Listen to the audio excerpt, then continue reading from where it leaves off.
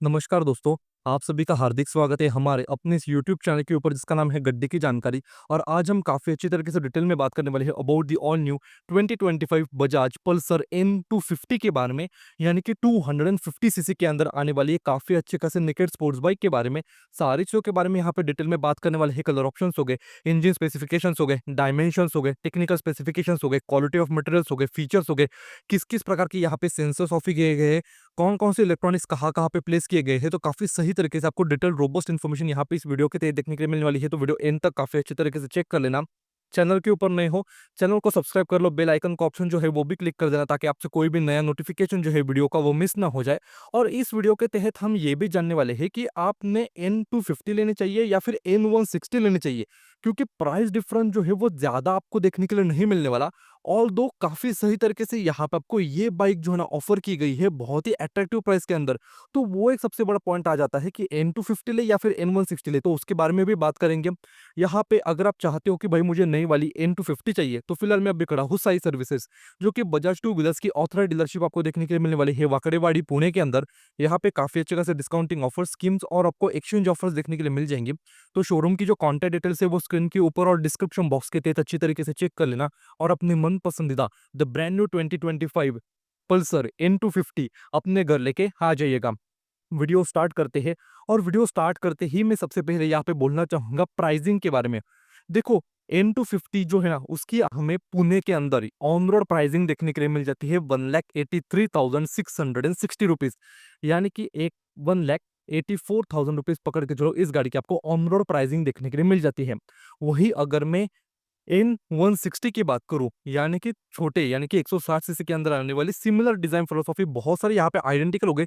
Just यहाँ पे 250 CC का इंजन है, उसके तहत आपको 160 सीसी का इंजन देखने के मिल जाता है। उसकी प्राइसिंग आपको ऑन रोड पुणे के तहत देखने के लिए मिल जाती है 1,73,900 एंड समथिंग लाइक दैट, यानी कि 1,74,000 रुपीज। तो डायरेक्टली यहाँ पे 10,000 रुपीज का डिफरेंस जो है वो देखने के लिए मिल जाता है। बट एक बात जान लो, यहाँ पे आपको 10,000 रुपए के अंदर अच्छा खासा यहाँ पे आपको ऑयल कूल्ड जो है ना पर्टिकुलरली 250 सीसी का इंजन देखने को मिल जाता है। काफी अच्छे खासे पावर आउटपुट हो गए। और पर्सनली मेरा खुद का एक ये मानना है कि भाई ये जो है ना 250, because of the bigger cubic capacity, because of the bigger cylinder head structure, भाई ये बाइक ज्यादा बेहतर दिखती है as compared to the N160। आपका क्या कहना है? So do let me know in the comments as well, क्योंकि जैसे मतलब मैं वीडियो के तहत सारी चीजों को एक्सप्लेन करूंगा ना, आप एक चीज महसूस करो कि बहुत सारे यहाँ पे चीजें सिमिलर है, बट यहाँ पे जस्ट 10,000 रुपए मुझे एक्स्ट्रा देने हैं और मुझे काफ़ी अच्छा खासा पावरफुल इंजन देखने के मिल जाता है 250 सीसी के अंदर। तो क्यों ना मैं N160 के बजाय N250 जो है वही खरीद लूँ। तो यहाँ पे वेरिएंट लाइनअप की सबसे पहले हम जानकर लेते हैं। तो गाड़ी के तहत आपको एक स्टैंडर्ड सिंगल मॉडल देखने के मिल जाता है। अनलाइक द N160 जहाँ पे आपको 3 मॉडल्स है, यहाँ पे एक सिंगल मॉडल जो है वो ऑफर किया गया है N250 के अंदर। कलर ऑप्शंस के मामले में 3 प्रकार के कलर ऑप्शंस देखने के मिल जाते हैं। आज हमारे सामने इस गाड़ी का रेड कलर है। तो यहाँ पे देखो, मडगार्ड का आगे का सेक्शन रेड कलर के अंदर हो गया। अंडर यहाँ पे इंजन जो पर्टिकुलर डिजाइनर काउल है वो रेड कलर के अंदर। टैंक के ऊपर के श्राउड्स हो गए, टेल एंड सेक्शन हो गया। यहाँ पे मैं फोकस करने की कोशिश करता हूँ और यहाँ पे देखो पेन क्वालिटी होगी। भाई यहाँ पे काफी अच्छी खासी आपको पेन क्वालिटी देखने के लिए मिलने वाली है। मैंने गौर से देखा, जो जो पेंटेड पैनल से आगे का मडगार्ड हो गया, आपके जो पूरे के पूरे टैंक एक्सटेंडर या फिर श्राउड्स हो गए, आपका अंडर इंजन यहाँ पे डिजाइनर काउल हो गया, टेल एंड सेक्शन हो गया। इसके तहत जो जो पेंटेड एलिमेंट्स है वो काफी अच्छे खासी यहाँ पे आपको ओवरऑल पेन क्वालिटी देखने की मिल जाती है। फ्रेम हो गए, फ्रेम के तहत जिस प्रकार की पेन क्वालिटी का इस्तेमाल किया गया है, वेल्डिंग स्पॉट्स हो गए, उसके तहत भी अगर मतलब मैं ओवरऑल थोरोली बात करूँ ना, तो यहाँ पे प्राइस के हिसाब से मैं बोलूंगा कि आपको काफी अच्छी खासी पेन क्वालिटी देखने की मिल जाती है। सिमिलर है, अगर आप इस प्राइस पॉइंट के अंदर दूसरी भी कोई कंपनी की गाड़ी खरीदोगे ना, सिमिलर ही पूरी की पूरी यहाँ पे आपको ओवरऑल क्वालिटी जो है इन टर्म्स ऑफ पेंट में बात कर रहा हूँ, पेंट एप्लीकेशन जो है वो मैं बात कर रहा हूँ, आपको यहाँ पे देखने के लिए मिलने वाली है। इसके अलावा यहाँ पे एक ब्लैक कलर का ऑप्शन हो गया और एक व्हाइट कलर का ऑप्शन जो है वो देखने के लिए मिल जाएगा। इस गाड़ी के जो पूरे के पूरे टेक्निकल स्पेसिफिकेशन जो है ना, वो यहाँ पे मैं स्क्रीन के ऊपर ऐड कर दूंगा। मतलब डायमेंशन से रिलेटेड, लेंथ, विड्थ, हाइट हो गई, वो सारी की सारी चीजें। और एक चीज मतलब मैं यहाँ पे आता हूँ, ठीक है, सामने से गाड़ी देखो और यहाँ पे जो है ना मैं डाल दूंगा N160 के यहाँ पे डाल दूँगा इनटू 50 के, ताकि आपको एक अंदाज़ा आ जाए कि क्या-क्या यहाँ पे आपको चेंजेज़ जो है ना particularly in terms of length, width, height, वो सारे के सारे देखने के लिए यहाँ पे मिल जाते हैं। सामने से बातें कर लेते हैं। सबसे पहले यहाँ से मतलब देखो कि आगे का फ्रंट एंड सेक्शन किस प्रकार का रखा गया है। यहाँ पे आपका एमआईडी क्लस्टर यूनिट हो गया, लाइसेंस प्लेट को यहाँ पे अटैच कर पाओगे मेटल हाउसिंग के अंदर, काफ़ी सही ग्राफिक्स हो गई। यहाँ पे आपको एलईडी डीआरएल जो है वो देखने के लिए मिलने वाले हैं। वहीं अगर मैं प्रोजेक्टर की बात करूँ, यहाँ पे आपको आगे वाले सेक्शन के तहत जी हाँ, एलईडी पूरा का पूरा जो ना सिंगल यहाँ पे प्रोजेक्टर हेडलैम्प सेटअप ऑफर किया गया है। हाई बीम, लो बीम हो गए विद एचओ फंक्शनैलिटी। इवन अगर आप गौर करोगे हेडलैम्प क्लस्टर यूनिट आइडेंटिकल देखने के लिए मिलेगा। अगर मैं डिजाइन की बात करूँ, सारे सेक्शंस की बात करूँ तो मतलब कंपेयर टू N160 ऊपर यहाँ पे आपको एलईडी जो है ना टर्न इंडिकेटर्स यहाँ पे ऑफर जो है वो किए गए हैं। मिरर्स कन्वेंशनल है, जो हम पल्सर या फिर बजाज की दूसरी गाड़ियों में भी देखते हैं। नॉन एडजस्टेबल फ्रंट यहाँ पे ब्रेक लीवर हो गया। क्लच लीवर जो है वो भी आपको यहाँ पे नॉन एडजस्टेबल देखने के लिए मिलने वाला है। मैं थोड़ा-सा साइड में चलाता हूँ और यहाँ से भी गौर करो, 37 मिलीमीटर डायमीटर के यहाँ पे आपको जो है ना नॉन एडजस्टेबल गोल्डन फिनिशिंग के अंदर यूएसडी फ्रंट फोक जो है वो ऑफर किए गए हैं। काफ़ी अच्छी तरीके से देखो, इसके सस्पेंशन ट्रबल की फिगर्स अगर मुझे पता चलती है तो वो यहाँ पे मैं स्क्रीन के ऊपर ऐड कर दूँगा। काफ़ी सही यहाँ पे आपको ओवरऑल जो है ना मतलब यहाँ पे आगे का सेक्शन देखने के लिए मिलने वाला है।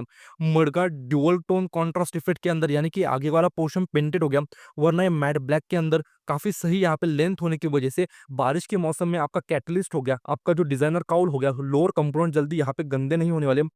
300 मिलीमीटर डायमीटर की काफ़ी अच्छी खासी यहाँ पे आपको पेटल डिस्क ऑफर की गई है। एबीएस के रिंग हो गई, वीएस सेंसर हो गया, ग्रेमेक आके यहाँ पे आपको ट्विन पिस्टन कैलिपर सेटअप जो है वो देखने के लिए मिलने वाला है। ब्रेक लाइन्स नीटली ऑर्गेनाइज यहाँ पे की गई है।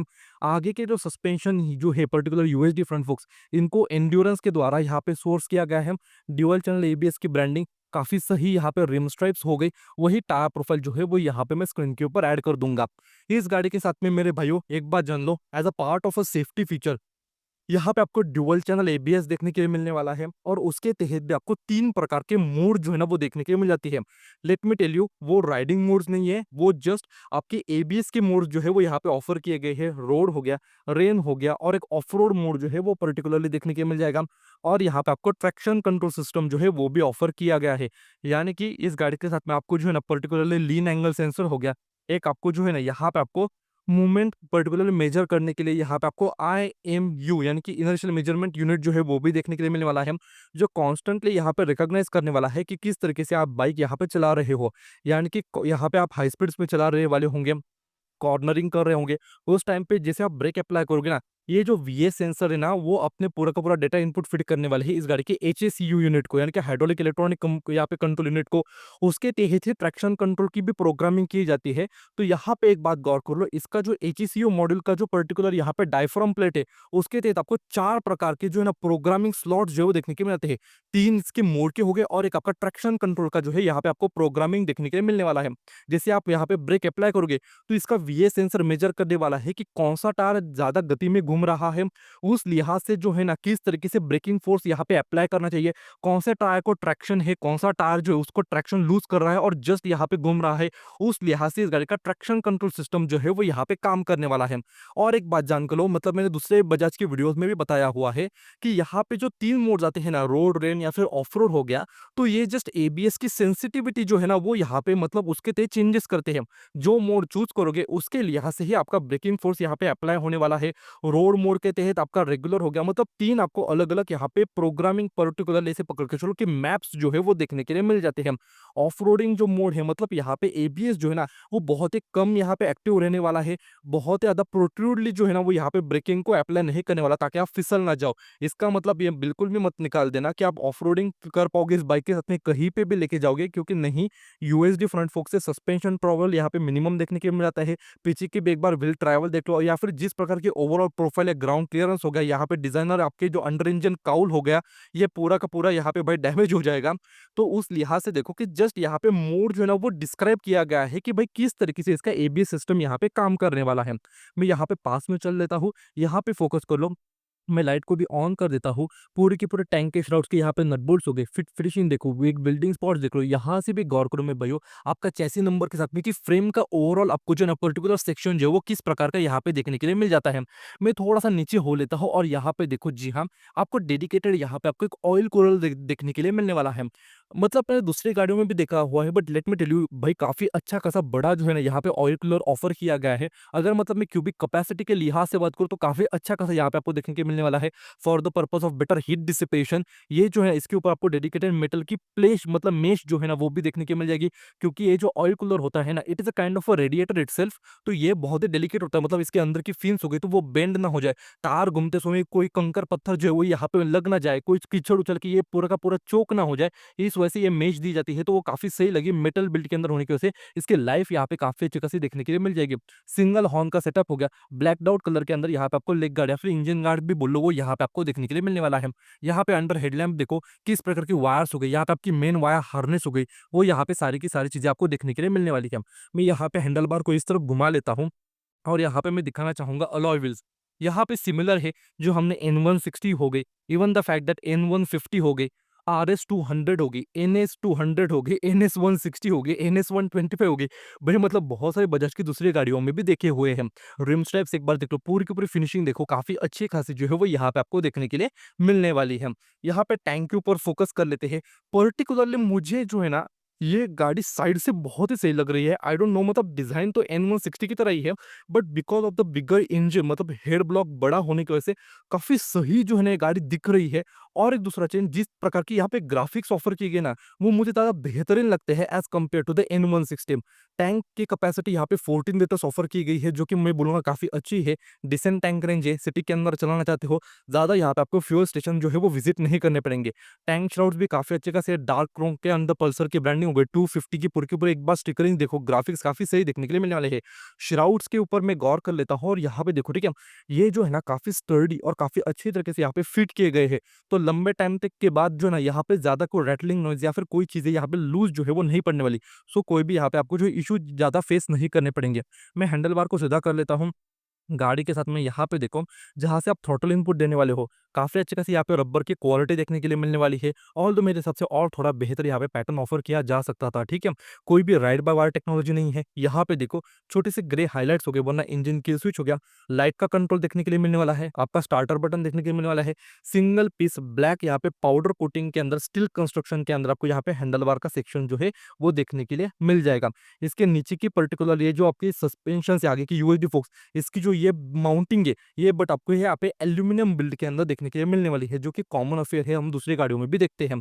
यहाँ पे आपका पास लाइट के साथ में हाई बीम, लो बीम के बटन हो गए, एम बटन हो गया, जो यहाँ पे आप पर्टिकुलरली जो है ना कुछ यहाँ पे फीचर्स को इस्तेमाल कर पाओगे। इंडिकेटर हो गया और हॉर्न का बटन देखने के लिए मिलने वाला है। इल्यूमिनेटेड स्विचेस है, यानी कि रात के टाइम में आपको ज़्यादा कोई इशू जो है वो नहीं आने वाले, अगर मैं यूजिबिलिटी के पर्सपेक्टिव से बात करूँ तो।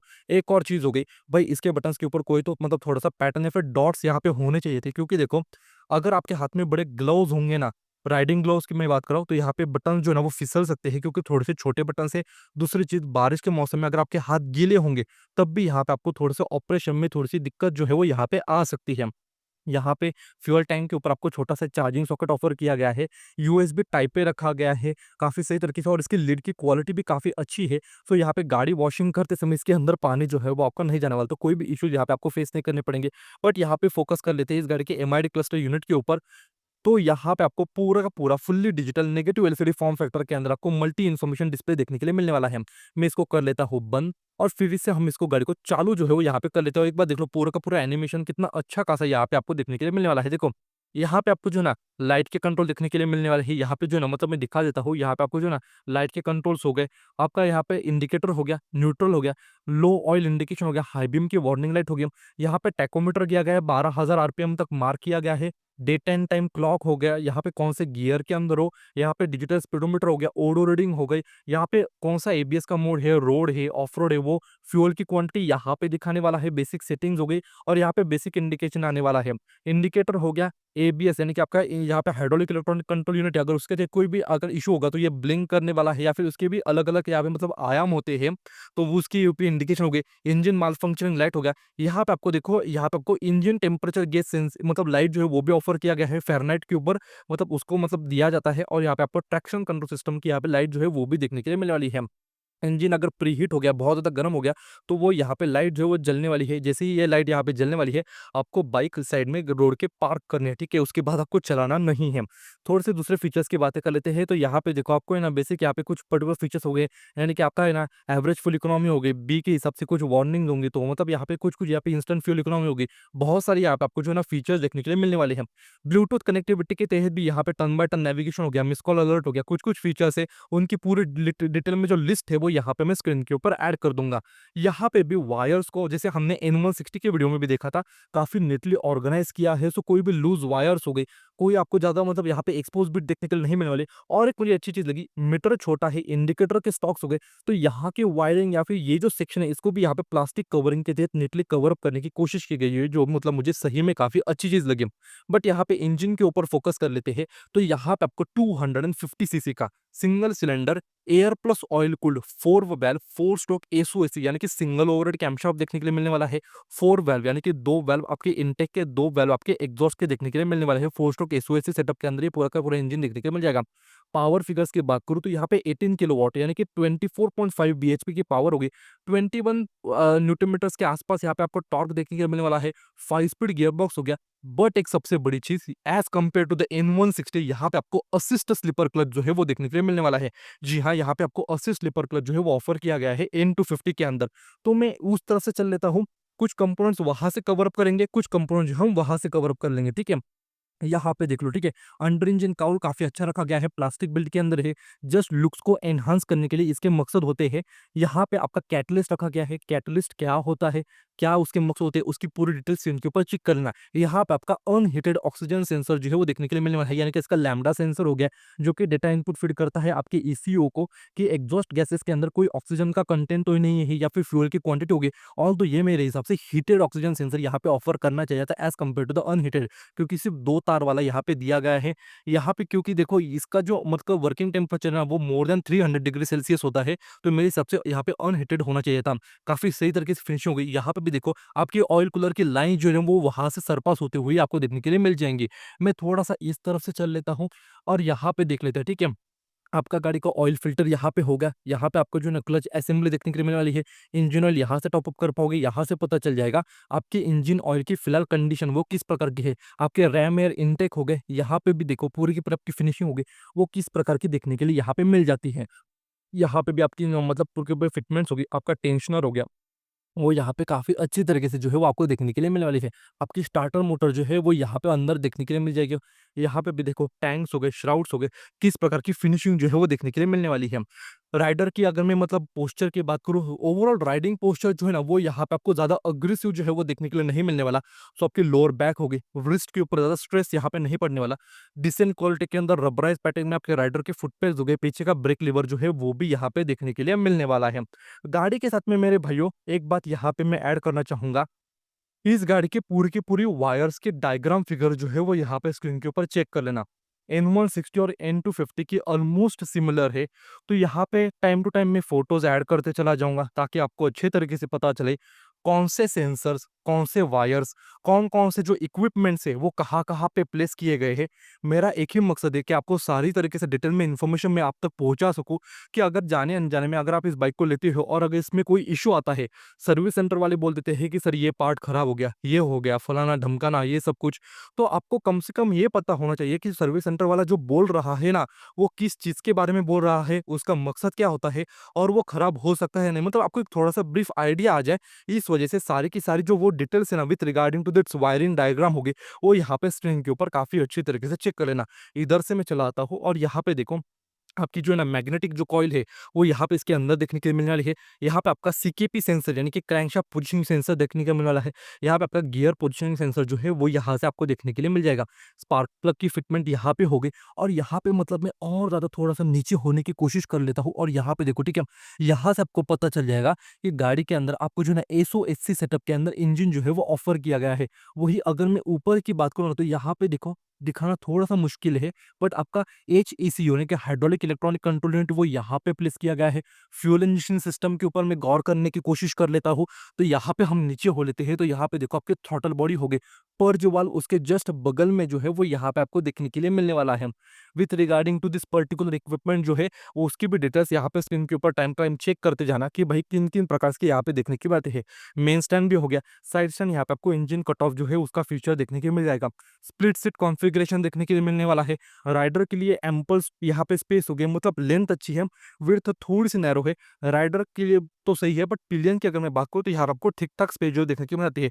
ओवरऑल सीट के परफोर्शन जो है वो यहाँ पे आपको सॉफ्टर साइड देखने के लिए मिल जाएगा। M250 की ब्रांडिंग हो गई। ओपन चेन स्प्रॉकेट देखने के लिए मिलने वाला है। बॉक्स सेक्शन स्टील कंस्ट्रक्शन के अंदर यहाँ पे आपको स्विंग आर्म हो गया। पिलियन के फुट पैक्स मेटलाइज्ड हो गए। सारी गार्ड देखने के लिए मिलने वाला है।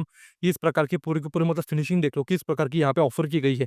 आपका जो एग्जॉस्ट आउटलेट है ना मेरे भाई, वो साइड में है, ऑल्दो उसका जो सेकेंडरी मॉडल है वो यहाँ पे बीच वाले सेक्शन में प्रोट्रूड होता है, बट टायर के आगे वाले सेक्शन में यहाँ पे मडगार्ड होने की वजह से ये जो है ना गर्म होने के बाद, ज़्यादा पानी छिड़कने के बाद, या फिर होता है ना बारिश के मौसम में बहुत ज़्यादा अगर पानी लग गया तो यहाँ पे रस्टिंग के खतरा जो है वो नहीं होने वाला है।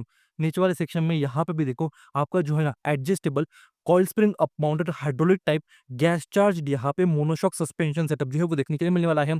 यहाँ पे इसके एडजस्टमेंट आपको करा पाओगे, ऑल्दो उसके लिए आपको डेडिकेटेड टूल जो है वो लगने वाला है।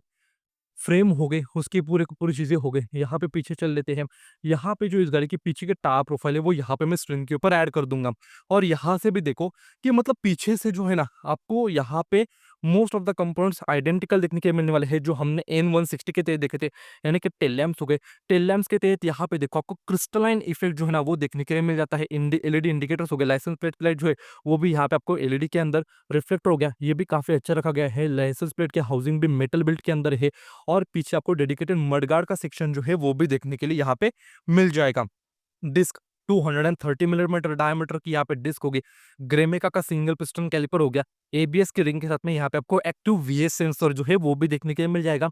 तो यहाँ से भी गौर करो, उसकी पूरी की पूरी प्लेसमेंट होगी। इस गाड़ी के जो मतलब यहाँ पे आगे का वीएस सेंसर है ना, वही डेटा इनपुट फीड करता है आपका पर्टिकुलरली स्पीड को भी।